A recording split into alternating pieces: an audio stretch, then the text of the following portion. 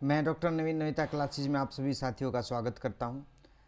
आज का जो इम्पोर्टेंट हम टॉपिक डिस्कस करने जा रहे हैं वो सीईटी से रिलेटेड है। हरियाणा जो कर्मचारी आयोग है उसने हाई कोर्ट में एक अपील दायर करने की कोशिश की है कि जो बचे हुए ग्रुप हैं, 9 ग्रुप ऐसे हैं जिसमें लगभग 11,990 पद हैं, और ये जो पद हैं इनके जो कैंडिडेट हैं, जो सीटी क्वालिफाई कैंडिडेट हैं, जो पहले पेपर हुआ था, अभी सीटी का इनका मेंस नहीं हुआ है, तो इसमें क्या है, जो हरियाणा स्टाफ सिलेक्शन कमीशन है वो अब कोर्ट में ये अपील दायर कर सकेगा या करने जा रहा है कि इनमें इन्होंने कंप्लीट आंकड़ा निकाल लिया है। हरियाणा स्टाफ सिलेक्शन कमीशन में इन पदों पे जो टोटल 11,990 पद हैं, इन पे जो कैंडिडेट सीटी क्वालिफाई हैं वो 4 गुना से कम है, 4 गुना से कम है। ठीक है, तो मतलब ऑलरेडी जो लोग सीटी क्वालिफाई कर चुके हैं उनके स्पेसिफिक पद के लिए, जैसे मैं बात करूँ staff nurse, junior coach, ALM, electrician, VLDA, foreman operator cum driver, MPSW, dispenser Ayurveda, ophthalmic सहायक, ऑपरेशन थिएटर सहायक, तो टोटल जो ये पद अगर हम देखा जाए इनमें, जैसे मैं बात करूँ स्टाफ नर्स की, स्टाफ नर्स में टोटल 1554 पद हैं, लेकिन आवश्यक कितने हैं, 2300। तो ये मान के चले कि 2 गुना भी नहीं हुआ, और उन्होंने ये भी दिखा दिया ये 1.5 गुना है, इसका मतलब इस पर काम चला हुआ है। देखिए, जो भी अगर न्यूज़ में है या कहीं भी कोई इन्फॉर्मेशन नविता क्लासेस को मिलती है, तो हम पहले उसका एनालिसिस करते हैं कि एग्जैक्टली जो फिगर दिए गए हैं या कोई और हमारे पास ऐसे कोई ऑथेंटिक सोर्स हैं जिससे हम ये आकलन कर सके कि क्या ये सही है या गलत है। ये बात सही निकली कि जो स्टाफ नर्स हैं उनके पद 1554 हैं, लेकिन आवेदक जो सीटी क्वालिफाई हैं, आवेदक का मीनिंग ये है कि जो सीटी क्वालिफाई हैं और जिनकी प्रेफरेंस, जिन्होंने क्या की है, स्टाफ नर्स के लिए पहला प्रेफरेंस दिया है। अब बात कैसे ये निकालते हैं इन चीज़ों को, जितने भी कैंडिडेट हैं उनका वो स्टाफ नर्स में एलिजिबल हैं। ठीक है, चाहे उन्होंने पहला प्रेफरेंस दिया हो, चाहे उन्होंने 10वां दिया है, इन्होंने क्या किया, सारे कैंडिडेट को निकाल लिया जिनकी एलिजिबिलिटी स्टाफ नर्स से मैच करती थी। वो कैंडिडेट कितने मिले, 2338 कैंडिडेट मिले, मतलब वो 1.5 गुना कैंडिडेट हैं। ठीक है, सही बात है एकदम से, और एग्जैक्ट फिगर इन्होंने दिया है। इसका मतलब मैं ये कह सकता हूँ मेरे एक्सपीरियंस से और जो ऑथेंटिक सोर्स है कि आप जो ग्रुप 9 हैं, अब जो इस न्यूज़ में जो पुख्ता सबूत के साथ इन्होंने प्रेजेंट किया है, 9 पदों की जो भर्ती है वो डेफिनेटली आयोग हो सकता है कि दिसंबर में लेगा। मतलब दिसंबर के एंड तक ये जो भर्ती हैं या ये एग्ज़ाम है ये ले सकते हैं, तो बच्चे अपनी तैयारी पकड़ लें। दूसरी चीज़ मैं आपको एक चीज़ बताना चाहता हूँ, अगर आयोग ये काम कर रहा है तो आपको टाइम नहीं देगा। मैक्सिमम ये हो सकता है कि आपको 15 दिन पहले ही पता लगे कि सीटी मेंस 9 ग्रुप के लिए होने जा रहा है, उसमें आप क्लेम नहीं कर सकते कि हमें टाइम ज़्यादा दिया जाए, क्योंकि सीईटी मेंस कभी भी हो सकता है। आपको सिर्फ वो इंटीमेट करेंगे 15-20 दिन पहले, तो वो ले सकता है। तो दिसंबर में मेरा मानना है, अगर आयोग ये तैयारी पकड़े हुए है, डेफिनेटली दिसंबर में इन 9 ग्रुपों के लिए एग्ज़ाम लेगा। सबसे इम्पोर्टेंट चीज़ इसमें मैं बात करूँ, जैसे कैंडिडेट ये ड्राइवर कम जो फायरमैन ऑपरेटर की हैं, उसमें ना 2100 पद हैं, 2108, लेकिन कैंडिडेट कितने हैं जिन्होंने प्रेफरेंस फिल किया, 3853 है, मतलब 2 गुना भी नहीं हुए। इन कैंडिडेट के लिए तो फ़ायदा ही फ़ायदा है, क्योंकि डेफिनेटली ये कैंडिडेट एडजस्ट होंगे। अब मैं बता देता हूँ ये कैंडिडेट हैं कौन। फायरमैन ऑपरेटर कम ड्राइवर में जो कैंडिडेट जस्ट सीईटी क्वालिफाई किया है, जनरल कैटेगरी में या जैसे भी है, उनकी जो परसेंटेज थी सीईटी की, मैं बात करूँ जहाँ तक मेरा आइडिया है 40% के अराउंड तो कैटेगरी थी,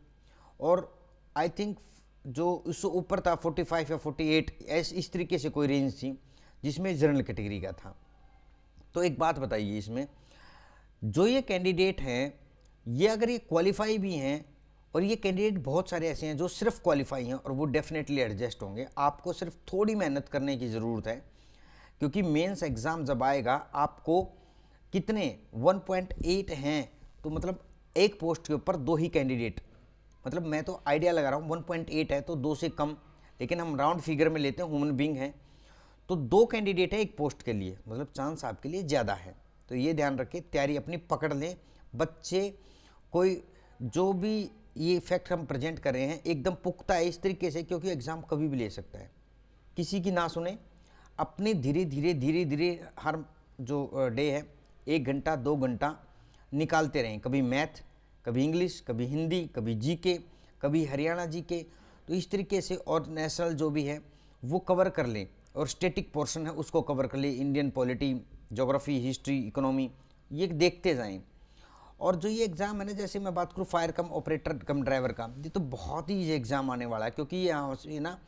हो सकता है सब्जेक्ट स्पेसिफिक जो है, जो वेटेज दी जाती है टेक्निकल के लिए वो 40% है, तो उसमें क्या बहुत ईजी क्वेश्चन आते हैं।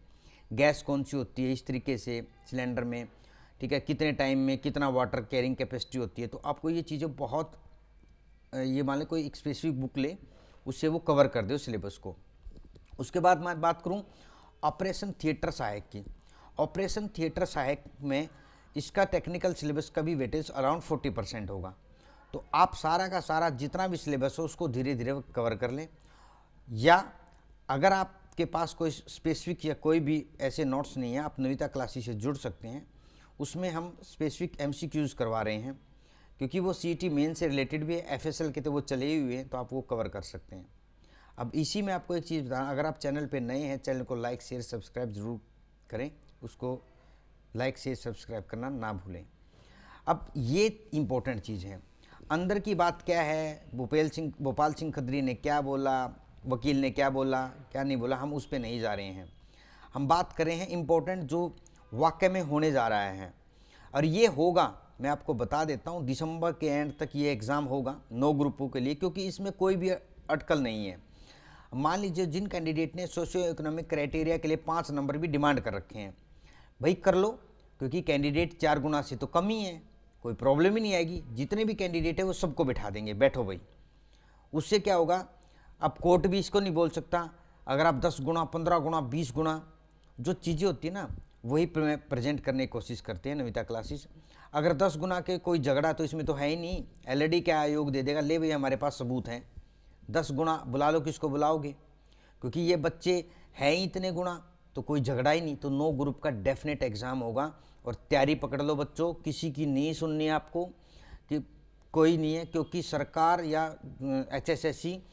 भर्ती ज़रूर करेगा, क्योंकि ये इनके ये मान के चलें कि अब नाक का बाल हो गया है, अब इनको करना ही करना है ये चीज़।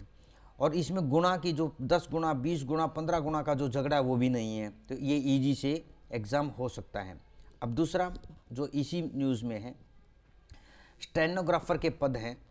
अब इसमें भी HSSC ने एक इम्पोर्टेंट वो निकाला है कि हम इस तरीके से इसको फिल कर सकते हैं।